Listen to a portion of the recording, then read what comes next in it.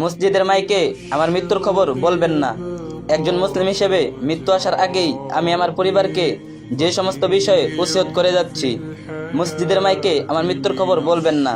আমার মৃত্যুর সংবাদ শুনলে পড়ুন, ইন্না লিল্লাহি ওয়া ইন্না ইলাইহি রাজিউন। আমার মৃত্যুকে অকাল মৃত্যু বলবেন না, কারণ আমি আমার নির্ধারিত রিজিক ভোগ করে ফেলেছি। আমাকে নিয়ে মন্তব্য করবেন না, কারণ এটা সুন্নাহ বিরোধী কাজ। আমার মৃত্যুতে চল্লিশা কুলখানি করবেন না, কারণ এটা স্পষ্ট বিদআত। যারা আমার মৃত্যু খবর শুনবেন বা যারা আমার মৃত্যুর সময় থাকবেন, তারা অবশ্যই আমার জানাজায় অংশগ্রহণ করার চেষ্টা করবেন। আমার লাশ মাহরাম ছাড়া অন্য কাউকে দেখাবেন না। আমার লাশকে সুন্দরভাবে গোসল করার ব্যবস্থা করে দিবেন। লাশ দাফনে ইসলামিক রীতিনীতি অবলম্বন করবেন, সমাজের নয়। আমাকে কবরস্থ করার পর কিছুক্ষণ সেখানেই থাকুন আর পড়ুন, আল্লাহুম্মা সাব্বিতহু, আল্লাহুম্মা সাব্বিতহু। আমার কবরের আযাব লাঘবের জন্য ও মুনকার ও নাকিরের প্রশ্নের উত্তর যেন দিতে পারি, সেই দোয়া করবেন, আল্লাহুম্মা সাব্বিতহু আলাল ঈমান। আমার হয়ে দান সাদকা করবেন, এতে আমার জন্য কল্যাণ হবে। দান সাদকা বেশি বেশি করলে আল্লাহ খুশি হন।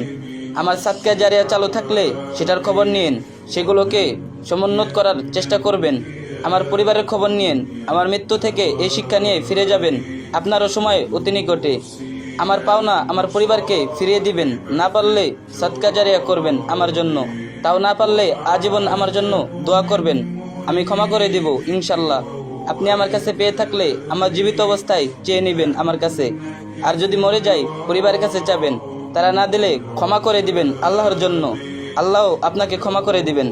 আল্লাহ তোমার কাছে কালিমা নসিব করে উত্তম শহীদ মরণ চাই, কোনো প্রকার আযাব হিসাব ছাড়া জান্নাতুল ফেরদাউসের প্রবেশ করতে দিও, হে পৃথিবীর মালিক। আমিন। জাযাকাল্লাহু খায়রান। আর ভিডিওটি একটা শেয়ার করে দিন, আর যে যত পারেন বেশি বেশি কমেন্ট করে দিন।